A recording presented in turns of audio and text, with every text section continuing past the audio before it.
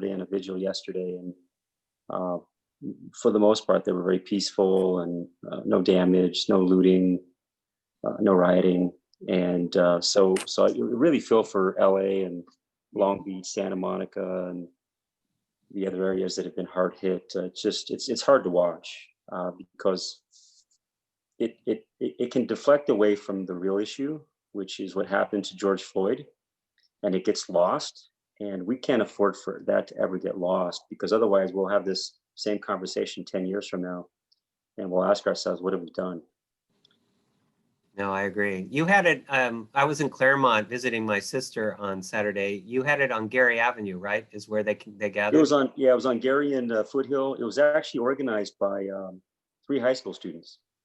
I mean, they pulled it together very last minute, and there were over about 200 or 300 people. And like I said, most of the people that were there were community members, but there were certainly some folks that it's a protest. You're not going to recognize everyone, but certainly given all that's been happening in other locations, it causes you to sort of pause and what's some of the intent and motives of some of the protesters, a very small fraction of them, to create chaos and discord. And there's been a lot that's been written about all of this in the New York Times, LA Times, and I think that's what's made it extremely hard. Because, like I said, sometimes unfortunately the message gets lost.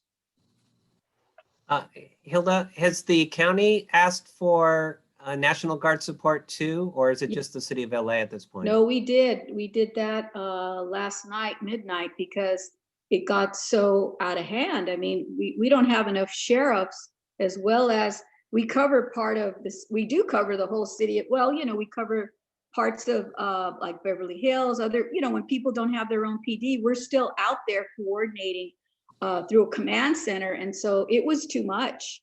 It was just too much for them. And obviously you have to exhaust your local resources before you could even call in the National Guard.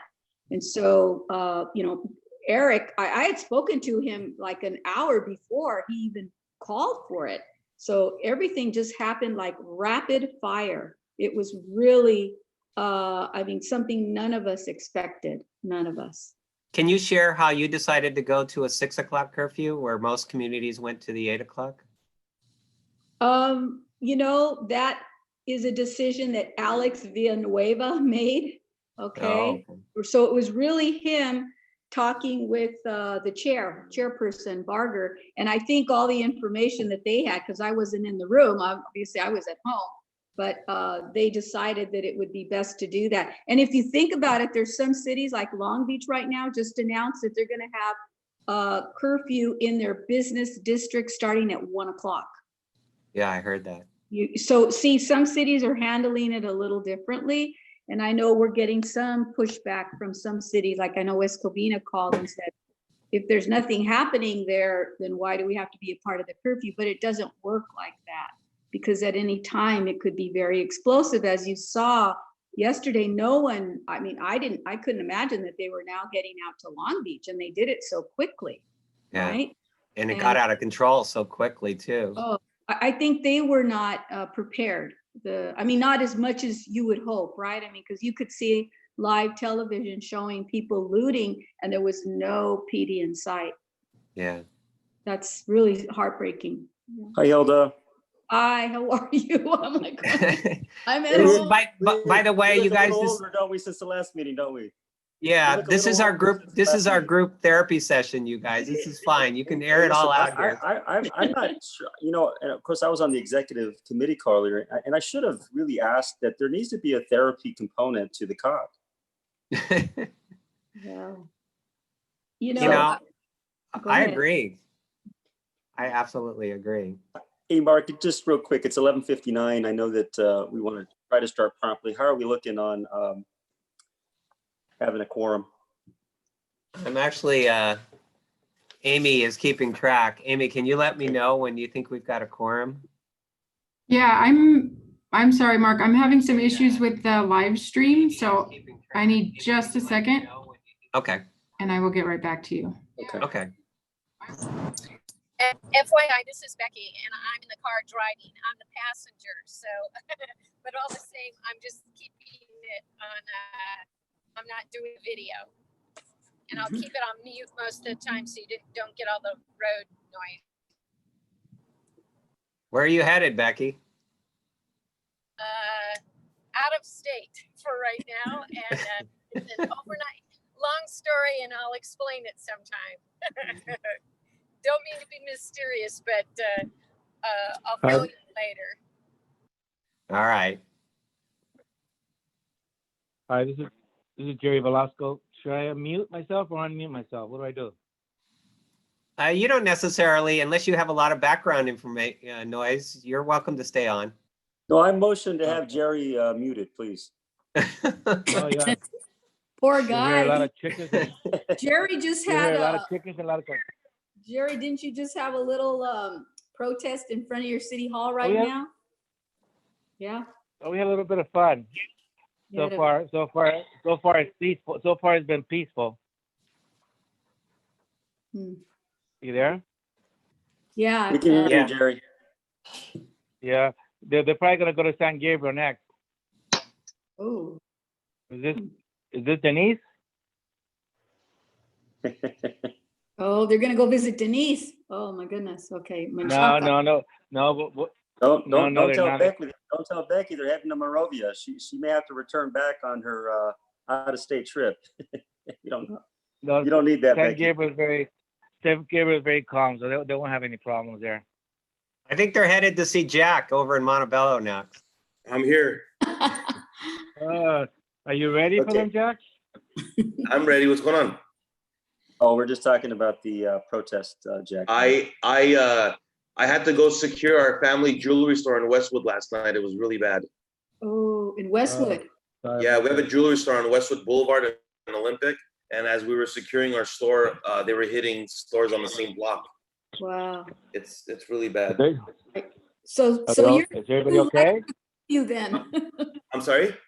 Like the This curfew, is Jerry. trying to keep the peace. I mean, the curfew Jerry, is is everybody good, but okay? the problem is that only law-abiding citizens are gonna follow Abide. that. That's the problem. Well, that's why they call, I think, the National Guard out. You know. Yeah, that should So be this- good. That should be a lot of help.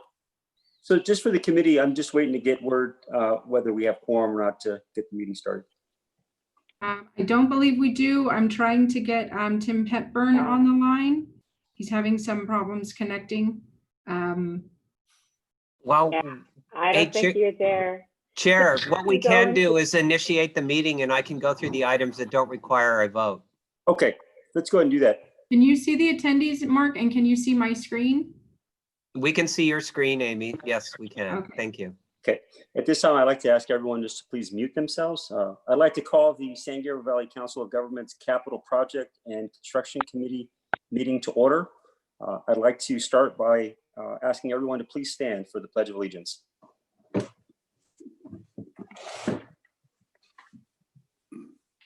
Please place your right hand over your heart and repeat after me. Ready, begin. I pledge allegiance to the flag of the United States of America and to the republic for which it stands, one nation, under God, indivisible, with liberty and justice for all. Mark, can I ask you to do roll call Yes, Chair Sandoval, here? Vice Chair Lyons. Okay, Member Solis, I know you're on the line. Yes, present. Member Mahmood, Here? Member Moss. Okay, I see Member Hajini isn't on the line. I am. I know that Becky's on the line, Jerry Velasco is on the line, Tim Hepburn. I'm here. All right. And Member Sternquist. So we actually do have a quorum now, Tim. Awesome. Mark, do we have any public comment? We do not. Okay, so we can move on to item number 4, which is the approval of capital projects and construction committee meeting minutes from April 27, 2020. So moved. Chair Sandoval? Chair Sandoval? Yeah, I've got a motion. I've got a motion Chair by San- Supervisor Solis. Do I have a second? Second. Mark, do we go ahead and need to do roll call, or can I just ask if there's any objections? Just ask if there's any objections. Any objections by the board? None. Okay, hearing none, we can move on to chairman's remarks. Chair Sandoval, can you hear me? This is David DeBerry. Yes, Dave? Yes, I just got a call from Nancy Lyons and she cannot get on. So she asked Amy to send her a new link. Okay. So Amy, could you do that, please? Yes, I will do that. Thank you. Thank you, Mr. Berry. Right. I'll be brief with my remarks. It's hard to watch what's happening both locally and nationally. And obviously, what's happened in Los Angeles and more recently in Santa Monica and Long Beach has been hard.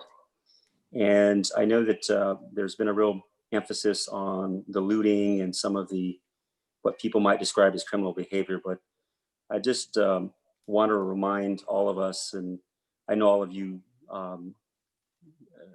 have similar thoughts on this, but it's just to remind ourselves of why this is even happening and what happened to that poor man in Minneapolis, George Floyd, and the tremendous amount of anger and frustration that you see all over the country, and what our response will be, not just today, but in the weeks and months and years to come, because we can't afford to find ourselves in this same situation months from now, years from now, because we didn't act. And I just, as chair, I know that this is not necessarily a part of the purview of the capital project and construction committee, but in many respects it is, because it's about people. It's about creating opportunities to move goods, which employ people. And a lot of the frustration that we see happening today is rooted in the fact that a lot of people feel left out of the economy. And for many, for far too long. It's not as simple as that, but it's an important component. And so I just wanted to express that to the board. And I hope everyone is doing okay. I know it's a tough time. Supervisor Solis, we know you have a tremendous task before you. And I just want you to know you're not alone. We're with you. And I know it isn't easy making the tough calls and the difficult decisions, particularly during a period of crisis. And sometimes there's second guessing, as you well know. But just want to know that I support you, and I believe that the cities and the mayors and the council members, while they may not agree on everything, they absolutely support the leadership of our county as we try to move forward. And so I just thought I'd just express that as chair. Thank you. Item 6, any comments from board members? If you'll just raise your hand if you know how to use it. If not, we'll start with you, Supervisor Solis. Well, thank you, Mr. Chair, for your words, and want to thank all the staff, because it's not easy to be able to get everybody together on these meetings, especially having gone through what we have this past weekend. But I do want to say something on a lighter note, that at our last week's Metro board meeting, I had a motion that I introduced to transfer funding to the San Gabriel Valley Council of Governments, so ACE can conduct the San Gabriel Transit Feasibility Study. I don't know if people were aware of that. The study replaces a SR60 alternative that did not move forward, as some of you know, as part of the Gold Line extension. And the study will identify new mobility options for the SR60 corridor. So in fact, the money will stay there in the area. And I thought it best to be able to move this towards ACE, to the San Gabriel Valley Council of Governments through ACE, because you guys have been so good in terms of performing, providing the needed infrastructure, all the tools necessary to do the job, but also make clear that we agree with what you all are doing and want to make sure that we can continue with this partnership. So I think it's a big victory for the San Gabriel Valley COG and for ACE. And I want to thank the staff, because you work closely with, I know, my staff on this. And it was Director Fasana and Barger that were also co-authors of the motion. So I want to say that it went through without any real major discussion. Everybody was very fully supportive. And I think it's going to be good, because it's going to help us move ACE along in a manner that I believe conforms also with some of the goals of Metro, and that is also trying to make sure that we have procurement opportunities for the SBE and DBEs. And that's something that Mark, you and I have been talking to since I got on here. And I think it strikes to the point of what the mayor said, that you want to try to help expand jobs, opportunities for contracting, subcontractors for some of our minority and women and disabled veterans groups. So I really want to thank everybody. This amount is 635.5 million in commitments to the San Gabriel Valley. So this will open that up, and it's available in the Measure M expenditure plan, and it can be made available before, believe it or not, 2035, which may not be too far off. But I want to thank you all, and at least on a lighter note, give that information, and thank you all for your help. Thank you, Supervisor Solis, for that news. Are there any other committee members that would like to speak? I'm not seeing any hands up, so if you'd like to put your hand up on your screen, I'd be happy to call on you. Okay, seeing none, let's go ahead and move on to the next item. Well, I think you have Nancy Lyons wanting to speak, Tim. Okay, Nancy? Yeah, Chair, I just wanted to say that I have arrived. That's all. So please mark me present. That's it. Thank you, Nancy. All right, the next item is the Chief Engineer's monthly report. Mark, Yeah. I'll turn it over to you. Thanks, Tim. And the supervisor, I want to thank you for your support on that San Gabriel Valley Transit Study. I think it is the right move. It gives the communities that would be directly impacted by the results of that study to be able the ones to focus and control how that study goes forward. And I really appreciate that. It just makes sense. And I thank you again. I personally look forward to getting a consultant on board and getting that study started. Very exciting. In my thing, I have a quick COVID update. I will also talk to a little bit about this as we get into the project statuses, but essentially working with the California Transportation Commission, you guys, and the SB1 funding, which is a gas tax related funding, if you recall. Some projects are being pushed out. As many of you know internally in your own budgets, and I know the supervisor does as well, there is a cash flow issue out there right now. Money's not coming in as fast as we originally had anticipated. So some projects are going to get pushed out just so that the revenue can slowly catch up with it. And for us, it's the two projects that we have, Montebello and Turnbull Canyon, which are funded under the SB1 program.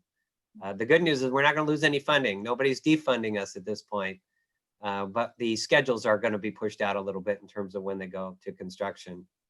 And then Nancy Lyons and Corey Moss, as well as some staff, participated in a conference call with the DOT in Washington to try to get them to fund our 5760 and the funding application that we have pending with them. And I thought that phone call went really well. And I thought we got our message across, and we're hopefully going to hear in the mid-June the results of the DOT recommendations regarding the funding for the 5760.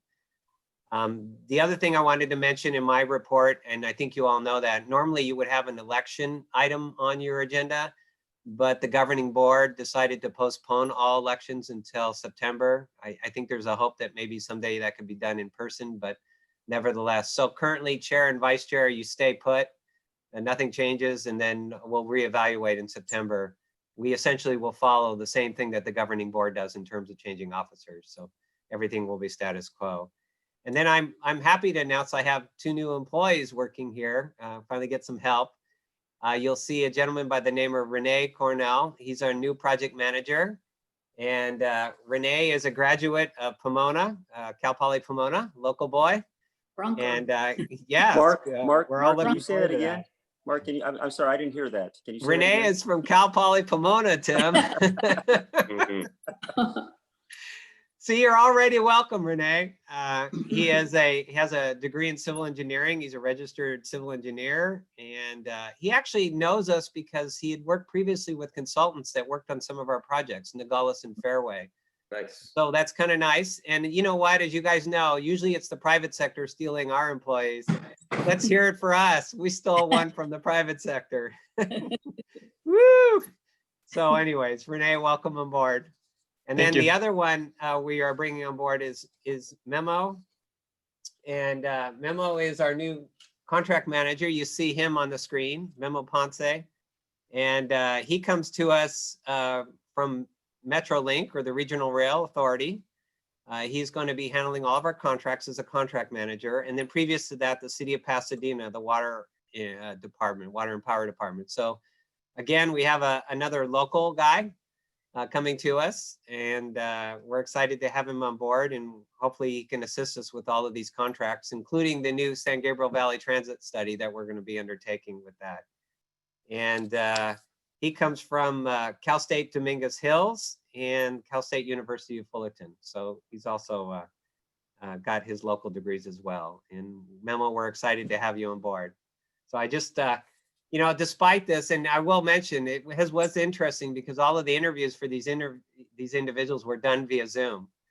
And we finally got to meet in person here recently as they came in and got their computers and laptops and so forth to initiate their work environment at home. And it's different, you guys. It's not the old way where, you know, we used to hire people based on face-to-face interviews. But both of them have working out. I'm really excited to have them on board, and I think they're going to help us deliver these ACE projects. So I just had to share that with you all. Great. Thank you, Mark. Renee and Memo, welcome to the Capital Committee. Congratulations to you. All right. Okay. Any questions or comments for Mark? Hearing, seeing none. If we could move on to item 8, which is the project progress reports. Yeah, real quick. Amy, if you could bring... Sorry, Tim, I couldn't unmute fast. Sure, Diane. Quickly enough. I had several questions on your report. One is there's 3 budget reallocations at no cost. Could you briefly describe what those concern? Sure. So within a task order, as we work with the consultants, they have line items that, so they may say a certain amount of hours and dollars are associated with getting an Army Corps permit, and a certain number of dollars and hours are associated with surveying, for example, and so on and so forth. Sometimes we find during the course of the work that some activities are a little more difficult than we originally thought, and some are not as difficult. So they're not necessarily asking for more compensation, but moving the money between the certain tasks within the agreement that we have with them. And it's administrative in nature. It's sort of accounting where you make sure that the charges themselves are being placed in the appropriate columns. It'd be kind of like in your own budget, right? Where you have line items for particular activities, and then one activity might be savings and another activity might need a little more funding. And that's what we do. Right. I understand what budget reallocation concerns. My concern is for each of the adjusted budgets, are you confident that by moving money around that you're not going to have to seek additional compensation for the specific activities from which money was taken? Yes, I am. Yeah, we're very careful. Obviously, if we're going to do this, we sort of, it takes a chance to reevaluate all potential costs, right? Because you're taking another holistic look at their budget and the activities associated with it. And in that due course, and in the discussions that we have with the consultant, matter of fact, you have one on your agenda today where we're coming back to you for an increase. And it was a result of that readjustment of cost, Diane. Okay. I have a question then concerning the next itemized change in Berg and Associates for CM services. It says cost and time extension through July 20th, but it's a fairly substantial increase of $1.1 million, which equals 8% of the total contract. Is this just what duration of time extension is represented here? So the correction is obviously for the several months going forward, but it's also a correction going in reverse too.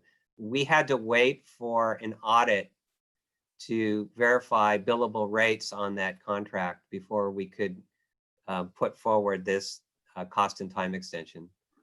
So we're kind of, to be honest with you, we're a little bit behind ourselves. We should have done this a little while back, but we were waiting for the audit findings in order to get this done.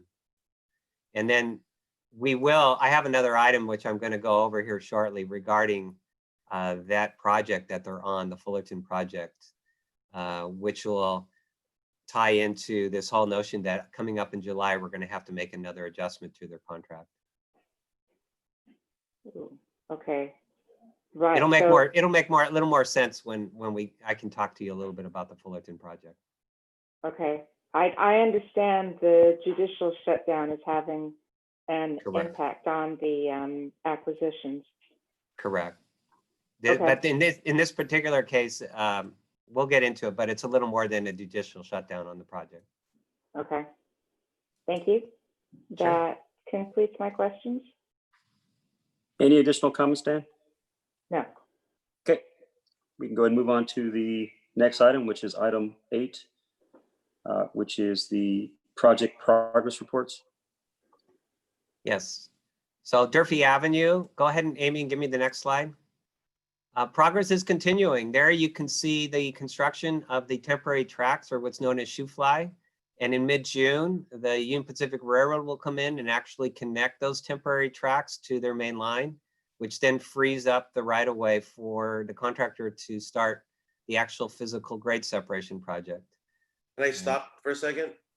Sure. To the top left corner, is that the construction storage yard? The big vacant lot?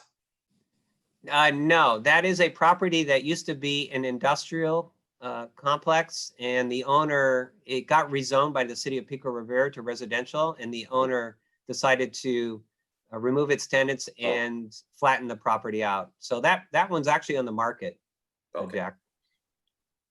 thank you. In the next slide, please. It's just another photograph of the same thing as you approach the crossing itself.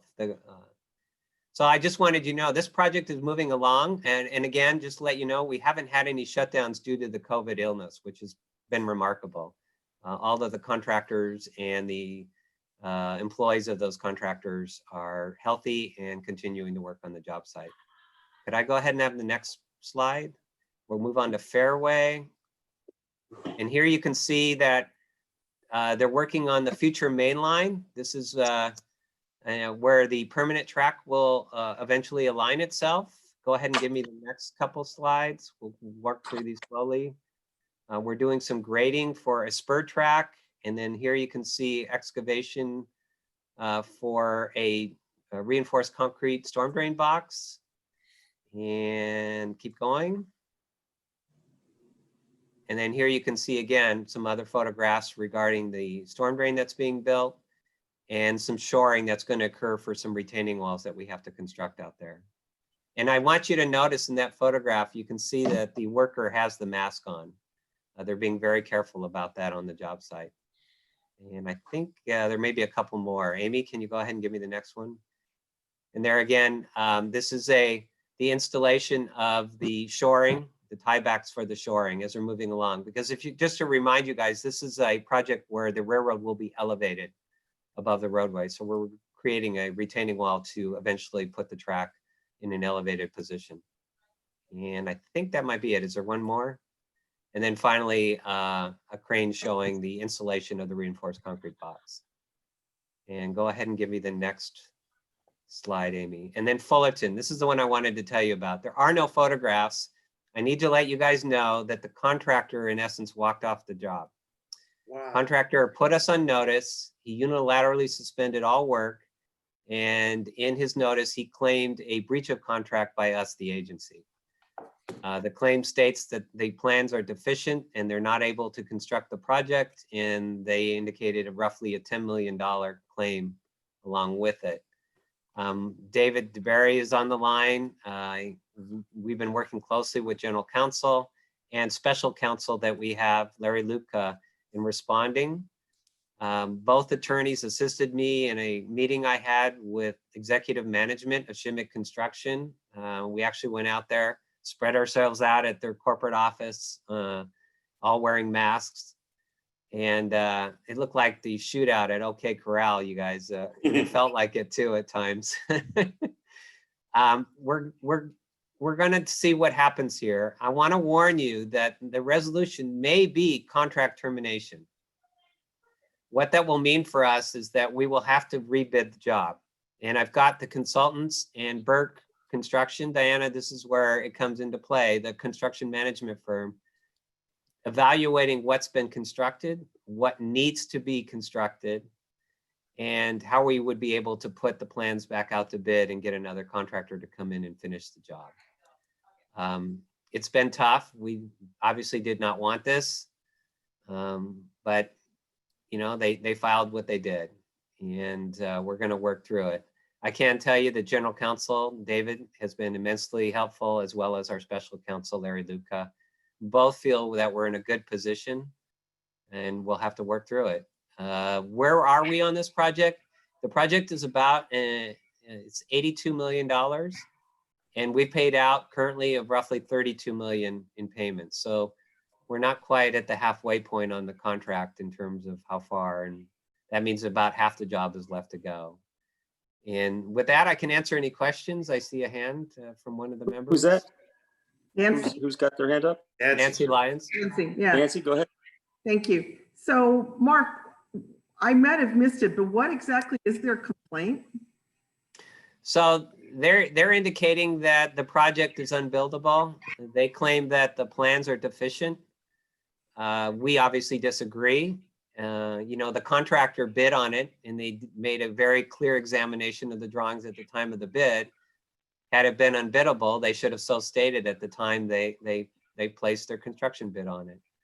Right, I And- mean, they had the plans, they're the ones that made the decision to bid on it. Do you think it's just gotten too expensive for them and they're not gonna make any money on it?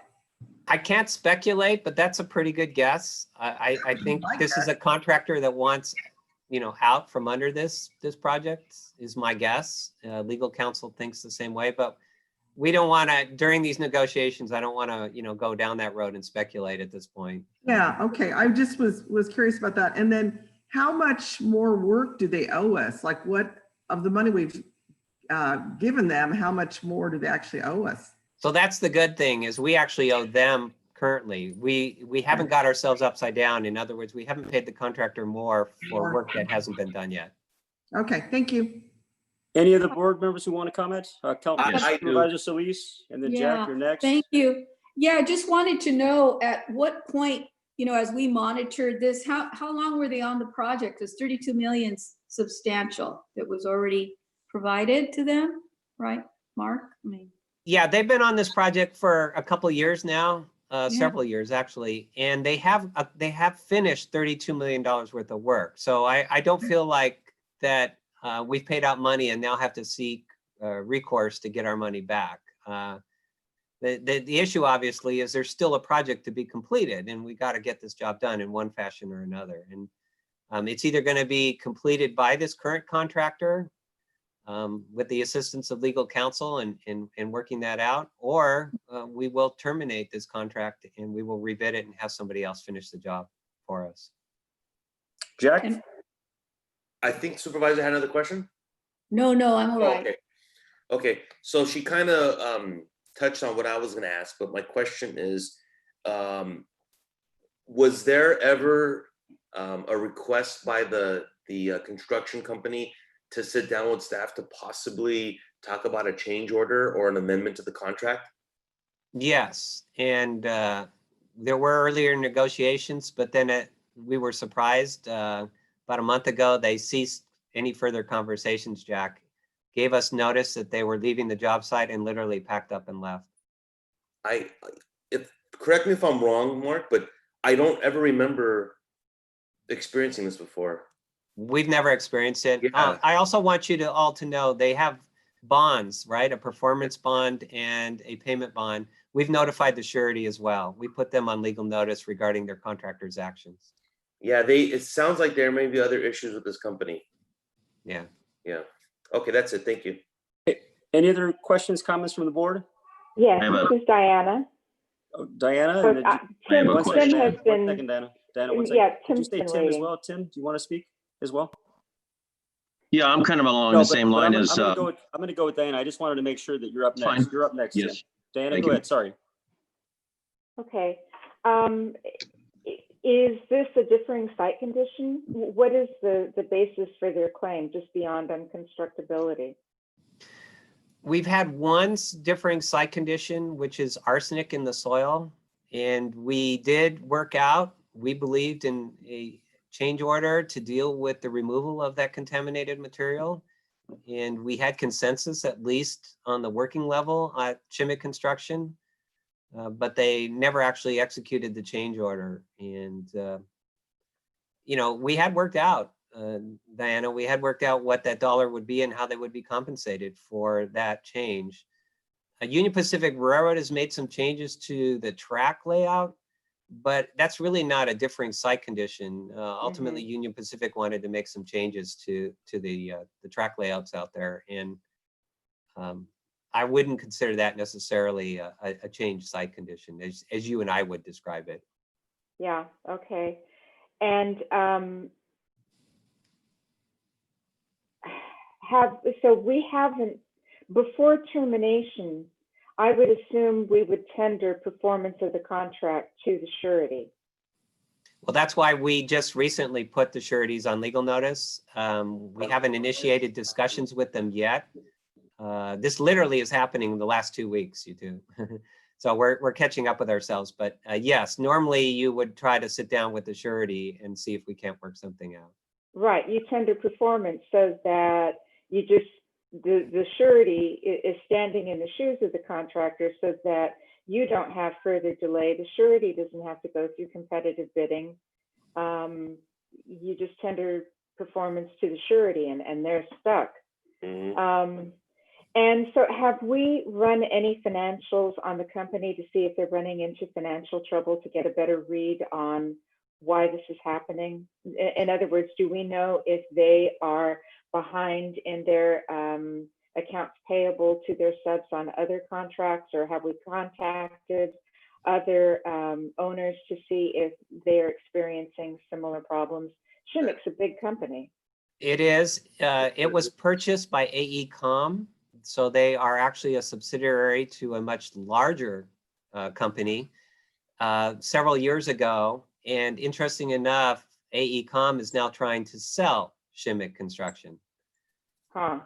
So do we have any AECom consultants on this project? No, we don't. Oh, thank God.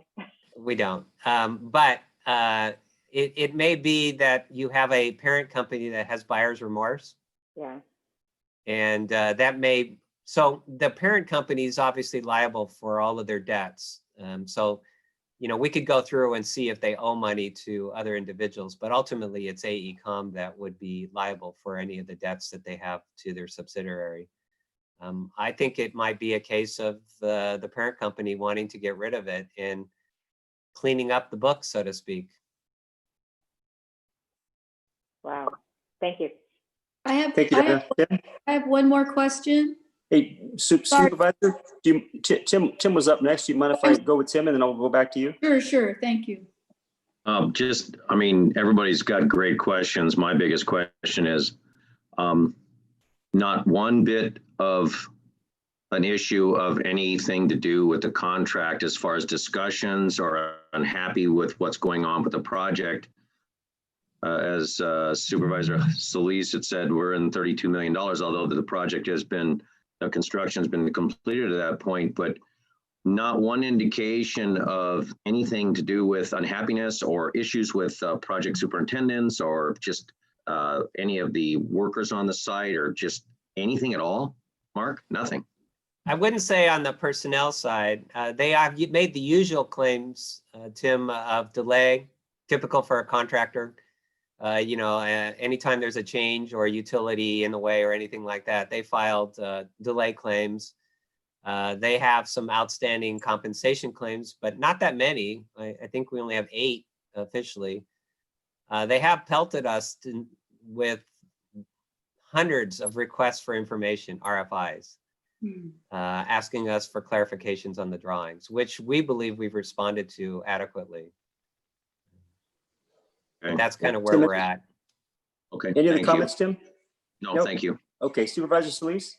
Just last question, you know, the design firm, do we know if there was a defective, you know, design initially, and are we able to go after a claim there, you know, in terms of the design? Because you know, I just want to understand that. Sure. Right now, we don't believe that the design is defective. There are some changes that were made during the course of construction, but we do not believe that. But the design firm, Biggs Cardosa and Associates, is obviously behind their drawings. And as you indicated, if it were shown subsequently, let's say in legal action, that it was a defect, then they would defend the agency. They would have to, under their contract with us, and compensate us accordingly if that were the case. But I just think this is a contractor that they underbid it by many millions. We're in a different place in time. They're a subsidiary and their parent company wants to get rid of them. And I think they just want out from under this contract. Tim, I have a question. Supervisor, are you finished? Yeah, thank you. Okay, Jack? Yeah, thank you. In the industry, unfortunately, this is not uncommon in the industry, but this is very uncommon for ACE. I don't remember this ever happening, obviously, since I've been on the board for 8 or 9 years. My question is that so because this is a subsidiary of AECOM, and AECOM is an active bidder on our projects, which I know they were awarded the construction management project or the project management for the Montebello underpass, I have some concerns. Is this to filter out and kind of reorganize the company, or are they going to be somebody that we have to be worried about in the future with being ill prepared when it comes to bidding on these projects? I have a concern with AECOM now. Sure. AECOM is a design firm. They decided at one point they wanted to get into design build, where that became very popular. The Gold Line, for example, is a design build contract, as you guys know, for those of you that are on that board. And they thought rather than constantly team up with a construction contractor, that it would be better for them if they just purchased a construction company and had it as a subsidiary of their larger design. That probably hasn't worked out the way they thought it did. So I would say that their design capabilities and as a design firm is not impacted at all whatsoever. I think they just have personal opinion that they may have gotten buyer's remorse in the fact that they bought Shimmick Construction. Okay, that's. Hey, Mark. Sorry, Jack, are you finished? I'm done. Thank you. I'm not sure this is appropriate to ask, but I'll ask it anyways. This may end up in litigation. Obviously, we have a lot of comments and questions. Is there any concern that what we're saying here in open session may be problematic for us in the future? Trust me, I think David DeBerry would let us know immediately if I was saying anything or you all were saying anything that he felt uncomfortable with. I'm just mindful of what we say sometimes has an impact on litigation. So, okay. I'm Chair, not seeing any other hands up. I have one more question. Who is this, Diana? Yes, thank you. Okay, go ahead, Mark, Diana. does the delay cause any potential harm to the project's ability to receive funding? In other words, is any future funding imperiled by the delay? No, thankfully, obviously that would have been my first concern. The granting agencies, the agencies that supplied funding, are working with us and are not indicating that it would put any of our funding at jeopardy. The other concern, obviously, is to the community in general, right? This means that the project won't be. So we're kind of trying to figure that out, let local businesses know, because there is going to, let's say we rebid this, there's going to be a period where they're not going to see any construction. And they're going to wonder what the heck happened, right? So we're going to have a little bit of a public relations issue during that period of time where we try to get a new contractor and get construction initiated again. But thankfully, Diana, the funding is fine. Thank you. Okay. Thank you, Mark. If we can go ahead and move on to item 9, which is the approval of the annual task orders and amendments for support services to deliver the remaining ACE projects from July 1st, 2020 through June 30th, 2021. Mark, I turn it over to you. Yeah, so for many of you that have been through with us for a little bit, you know what this is. As part of your budget approval, which you just did with the governing board at your last meeting, we include funding for support services for our ongoing operations. These are generally folks that we hire on an as-needed basis to provide various services in lieu of hiring directly staff. And so, you know, you obviously have legal counsel. We have legal counsel, David DeBerry, for example, but we also have legal counsel assisting us with right-of-way acquisition. We have our outreach efforts in terms of legislative support in Sacramento. You can see there, we have our insurance, environmental services, community outreach, all of the things that help us deliver these projects that we utilize these folks. And what we do is we do this every year, is we work with them on the number of hours and the type of services we think we will need from them. And then they start putting pen to paper and come back with us with, okay, you need 10 hours of this type of activity, you need 40 hours of this, you need whatever. And then the hours are multiplied by the billable rates, and then we come up with the estimated annual cost for those services. This is not a guaranteed sum to them. In other words, I don't pay them that lump sum money. The services are requested, they're rendered, and they build specifically for those services. This is really a budgetary approval on your part that says we agree that we're going to need these folks and we need them during the next year for these services, and these are the estimated dollar amounts. And you can see there as you work through them, even our audit, you know, the annual audit services are in here for our end of year filings. And so with that, I'm seeking the board's approval, the committee's approval. Supervisor Solis? Second. Okay, Arnie, comments or questions from the board? Yes, I have a question. So Mark, in anticipation of the delay on the project that we just discussed, is the additional consumer outreach included in the budget? It is, and so is if you see the firm of Lupka and White LLP. Right. They are, as you've heard before, I think Larry's spoken to you guys during other previous legal actions, but Larry's our special counsel for construction. Yes, I And know that- Larry. Yeah, you know him. Okay, that 245,000 includes time to deal with this Shimmick construction issue. Thank you. Okay, any other comments, questions from the board? Okay, we have a motion and a second. Are there any, does anyone object? Hearing no objection, the motion passes. Okay. Next and, item is And do we, can you verify for me excuse who was the maker of the motion? Supervisor Solis was the first, and the second was Jack Aginian. Okay. Chair, on this, I think we need a roll call vote because actually my understanding is that all actions taken by the board when it's meeting on this basis has to be by roll call. I didn't say anything for the approval of the minutes because that's minor, but if anybody should challenge this because it involves money, I think you would want to be safe by doing a roll call. Yeah. True. Okay, let me do a roll call real quickly then. So Chair Sandoval, Yes. Vice Chair Lyons. Yes, I saw a yes in her. Member Solis, Yes. Member Mahmood, Yes.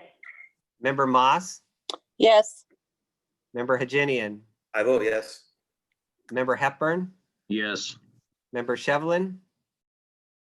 Yes. All right, she's still with us. And Member Velasco. Is he still there? Is Jerry still on board?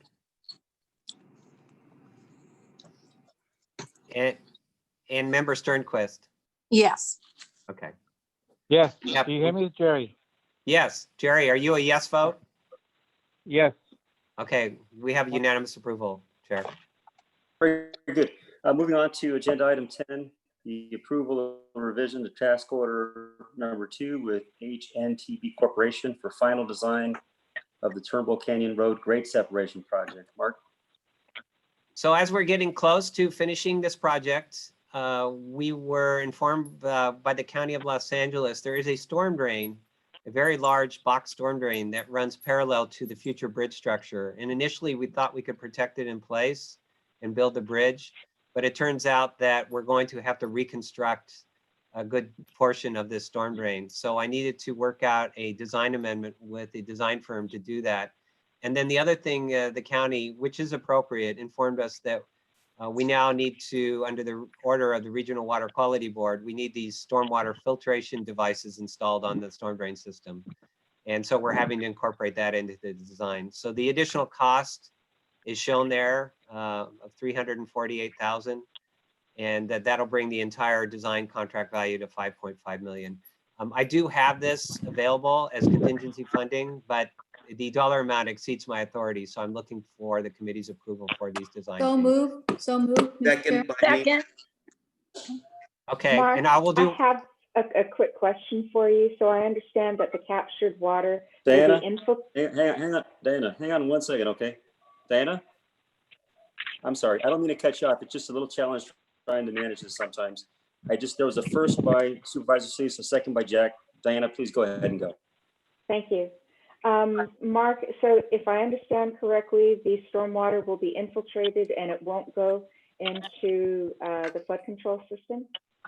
It is, they handle the initial flow. So they're called filters or filtration devices. And so your low flow or early runoff is captured. But then when the storm gets heavy, it bypasses those systems and goes directly to the storm drain. It's like to protect, because you don't want the place to flood if the filtration devices can't handle the entire flow. The county has actually specified these devices. It's some devices are utilizing throughout unincorporated LA County. Mhm. Yeah, because we're getting mixed messages. Because on the other hand, under the MS4, we're supposed to try and capture as much water as possible. I realize at this point it's too late for this project, but in future projects it may be possible to propose joint funding with the involved city so that they can capture whatever additional costs would be necessary to provide for complete infiltration of all of the water. I realize that might involve the construction of a conveyance device, but perhaps it would be possible to do so in a cost-effective manner. And it's just something that I want to make sure is on our radar. Just so you know, as much as the water that can be infiltrated is going to be done so. It just, to give you an idea of the kind of storm flows out there, I think this box is 8 feet by 10 feet or something approximately that. So there is a large quantity of water that is going into the adjoining creek on this project. Which is good. Mhm. Yeah. With Any that, other comments, if questions, it's Diana? okay, I will go ahead and do the roll call for this. Chair? Yeah, I just wanted to make sure there were no additional comments. Okay, go ahead, Mark. All right, Chair Sandoval, Yes. Vice Chair Lyons, Yes. Member Solis, Aye. Member Mahmood, Yes. Member Moss, Yes. Member Hajinian, Yes. Member Hepburn, Yes. Member Shevlin, Yes. Member Velasco, Yes. and Member Sternquist. Yes. Okay, the item passes unanimously. Thank you. Item 11 is a receive and file of the quarterly project progress reports, is that something you did already, Mark? No, I'll go through these real quick. Okay. So this is basically an overview of all of the projects we're working on. Amy, could I have the next slide? So we had the at-grade safety crossing improvements. Tim, these are the ones in Pomona. Again, we're having those funding issues. So I just wanted to note that one is being pushed out 6 months from where the original construction schedule was. Durfee Avenue, which is under construction, is actually progressing very well. And we're looking at 6 months earlier than originally projected, which is great. Go ahead and give me the next slide, Amy. Fairway Drive, we're roughly at 55%. And there's the completion date of June 2023. Fullerton Road, as I noted there, a completion date to be determined. We're at 35%, but as I just shared with you, we have the issue with the contractor Shimmick Construction, so we'll have to work through that. Go ahead and give me the next slide. The Montebello Corridor, remember I mentioned the Senate Bill 1 funding. So basically, we're looking at a 6-month delay in the start of that project. Originally, we were going to begin well, we were hoping to award the contract by December and begin shortly thereafter. It's being pushed out a little bit to later part of 2021. And then the bridge construction, Jack, is being pushed out a little bit. So it's about a 6-month delay on the award of the construction on that. And Turnbull Canyon is being pushed out approximately a year. Again, you got this issue with the funding, right? The funding has to catch up with the projects. And so that's what we're looking at. But the good news is we're not losing the funding. I want to emphasize that. At least we're not being notified by the state that we've lost $78 million between the two projects in gas tax funding. And go ahead and give me the next one. Real quick, I'm hearing some background noise. I'm not sure who that is, but if you could just mute yourself, I'd appreciate it. I think it was Jerry, I think. Thank you, Mark. The Rio Hondo one, we're still working through that. The design, I'm at 30% complete, and we're looking at the end of the year for final design on that. The member agencies that are involved in that project are applying for under Measure W for the construction funding. And then 5760, we're moving along on that. I think I may have shared with you that the project has been broken down into 2 components. There is the reconstruction of the golf course adjacent to the freeway so that we can acquire 10 acres. That will begin in early 2021. We're going to go out to bid later on this year. And then the freeway work is still scheduled for late 2024, unless we get that federal funding, in which case that timeline may get accelerated. But that's where we're at with that project. Go ahead and give me the next slide.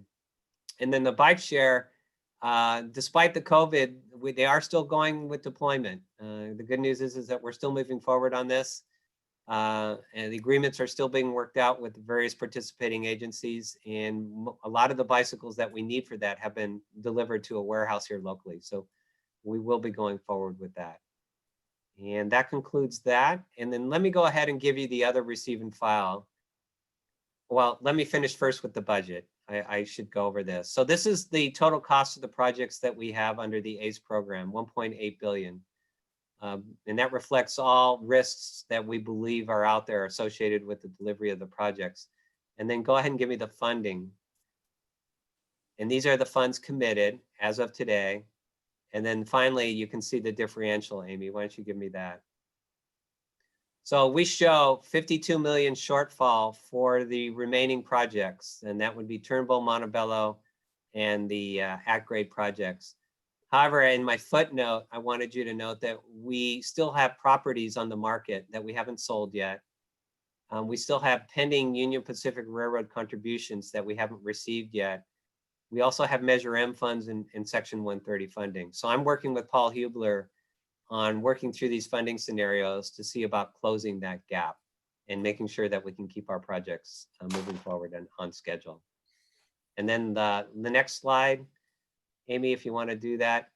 This is the mitigation monitoring reports that we provide to you guys, and that tells you that we're in compliance with all the environmental mitigation measures that were part of the original project. So you can take approval of both of these together if you'd like, Chair. These are both received and filed. Can I get a motion? So moved. Motion to approve. Second. Okay. Did you catch that? Yeah, we did. And I Okay, think as Diana had indicated, there's no dollars involved. So I think a general consensus to receive and file should be sufficient for the record. Okay. Any comments, questions? One question. Any objections? Just I- Chair, one question.